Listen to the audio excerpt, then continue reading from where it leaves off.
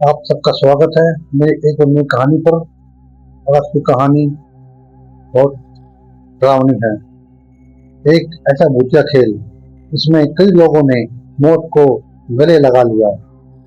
एक शहर के कोने में एक भूतिया घर था।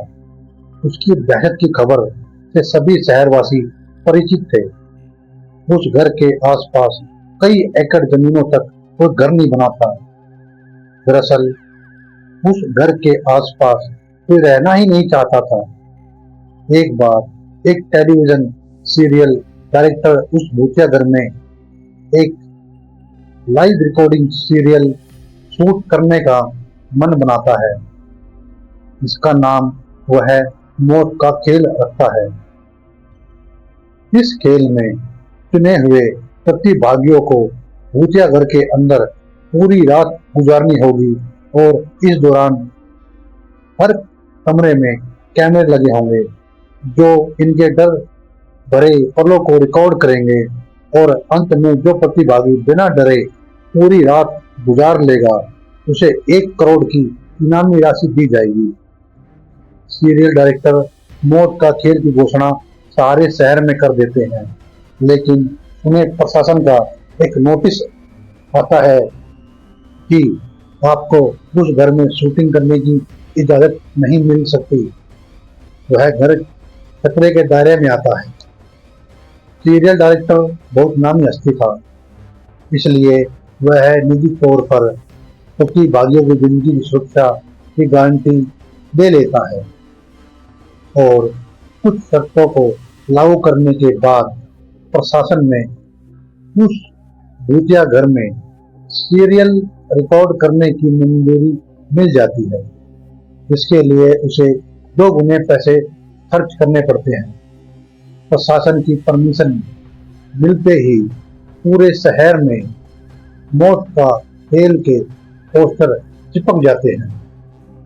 मौत का खेल शहर में होने वाला था, लेकिन लोगों में उत्साह से ज्यादा दहशत भरी हुई थी। पूरे शहर को यकीन था कि इस प्रोग्राम में हिस्सा लेने वाले लोग जिंदा नहीं बचेंगे। लेकिन ये दुनिया तरह तरह के इंसानों से भरी है। उस प्रोग्राम में इनाम की लालच में कुछ लोग हिस्सा लेने पहुंच जाते हैं। सभी प्रतिभागियों को उनके नंबर दिए जाते हैं और साथ ही उनके हाथ में एक इलेक्ट्रिक ब्रेसलेट बांधा जाता है। यदि उन्हें डर लगे तो वह उसमें लगी बटनों को दबाकर इस प्रोग्राम से बाहर आ सकते हैं। प्रतिभागियों में 12 लड़के और 3 लड़कियां होती हैं। दिन के समय ही बिल्डिंग के कमरों में कैमरे लगा दिए गए थे, क्योंकि रात को भूतिया आत्माएं उस बिल्डिंग के कमरों में दहशत का तांडव मचाती हैं और रात के समय अंदर जाने की हिम्मत बहुत कम लोग ही जुटा पाए थे। एक एक करके सभी प्रतिभागी अंदर चले जाते हैं। सभी अपने नंबर के हिसाब से अपने कमरे को चुनते हैं और अंदर जाते ही सभी को अंदर से ताला लगाकर चाबी बाहर फेंकनी होती है। दरवाजे का ताला इलेक्ट्रॉनिक बनाया गया था। उनके हाथ में लगे ब्रेसलेट के बटन दबाते ही वह ताला खुल सकता था, लेकिन यह बात उन्हें बताई नहीं गई थी। अगर किसी प्रतिभागी ने वह ताला खोला तो प्रतिभागी प्रतियोगिता से बाहर हो जाएगा, जो कि कैमरे की रिकॉर्डिंग में दिखाई देगा। सभी के कमरे में निर्देश देने के लिए स्पीकर लगाए गए थे। उसी से सभी को संकेत दिया जाता है कि सभी जल्द से जल्द अपने कमरे का ताला बंद करके चाबी दरवाजे के नीचे से बाहर फेंकें और इसके बाद कमरे की लाइट बंद की जाएगी। निर्देशों के अनुसार सभी अपने कमरे को अंदर से बंद कर देते हैं और चाबियां दरवाजे के नीचे से फेंक देते हैं। कैमरे नाइट मोड रिकॉर्ड के अनुरूप लगाए गए थे, इसलिए भले ही प्रतिभागियों के कमरे में अंधेरा हो, लेकिन दर्शकों को टेलीविजन स्क्रीन में सब कुछ नजर आ रहा होता है। धीरे धीरे डर की दहशत हो जाती है। प्रतिभागियों में से एक लड़की अचानक अपने कमरे में चीखने लगती है। उसे ऐसा लगता है कि कोई उसका गला दबा रहा है और वह छटपटाने लगती है। कुछ ही देर में वह दर्द से बेहोश हो जाती है। उसके बेहोश होते ही लाइव सीरियल देख रहे दर्शक घबरा जाते हैं। अचानक एक एक करके सभी प्रतिभागियों पर भूतिया हमले होने लगते हैं। लेकिन ताज्जुब की बात तो यह थी कि सभी प्रतिभागी अपने आप को स्वयं ही नुकसान पहुंचा रहे थे। कैमरे की रिकॉर्डिंग में साफ साफ नजर आ रहा था, कोई अपने चेहरे पर खरोच रहा था तो कोई अपना गला दबा रहा था, और तो और कई तो अपना सर भी दीवार से मारकर घायल कर रहे थे। दर्शकों का डर बढ़ते देख बिल्डिंग के नजदीक सरकारी अधिकारी पहुंच जाते हैं, क्योंकि प्रोग्राम को प्रशासन के शर्तों के अनुरूप रिकॉर्ड करने की परमिशन दी गई थी।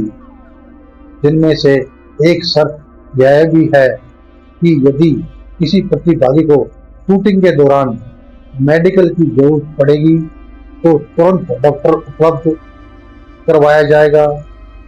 और जब सभी प्रतिभागियों को लाइव रिकॉर्डिंग में चोट लगने लगती है तो सभी प्रोग्राम रोकने की आवाज उठाने लगते हैं।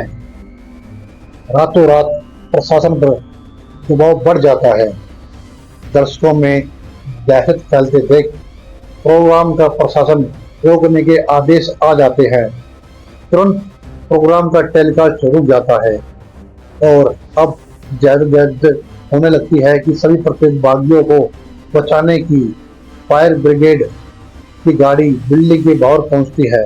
लेकिन रात के समय उस भूतिया बिल्डिंग के अंदर जाने की हिम्मत फाइटर की भी नहीं होती।